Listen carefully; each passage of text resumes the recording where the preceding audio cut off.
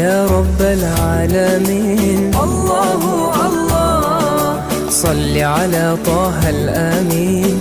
الله الله في كل وقت وحين.